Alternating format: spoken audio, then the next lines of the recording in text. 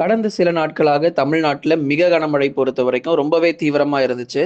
10 சென்டிமீட்டர்ல இருந்து 13 சென்டிமீட்டர் மழை வரைக்கும் ஒரு சில மாவட்டங்கள்ல முதல் மிக கனமழையாக பதிவானது. நெறைய மாவட்டங்கள்ல கனமழையும், மேலும் இன்னும் அதிக மாவட்டங்கள்ல மிதமான மழை பொழிவும் கிட்டத்தட்ட தமிழ்நாடு முழுவதும் 95% வரை நல்ல மழை பொழிவு அப்படிங்கிறது கடந்த சில நாட்களாக இந்த ஆகஸ்ட் 1ஆம் தேதியிலிருந்து நம்ம பார்த்தோம். மறுபடியும் ஒரு மிக கனமழை மற்றும் அதி கனமழைக்குள்ள நம்ம போக போறோமா அப்படின்னா, அதுதாங்க இல்ல. முழுமையான வானிலை அறிக்கை நீங்க தெரிந்து கொள்ள மறக்காம நீங்க டிஸ்கிரிப்ஷன்ல இருக்க லிங்க கிளிக் பண்ணி, தினந்தோறும் காலை நேரங்கள்ல கொடுக்கக்கூடிய வானிலை அறிக்கைய கேட்டு நீங்க பயன்பெறுங்க.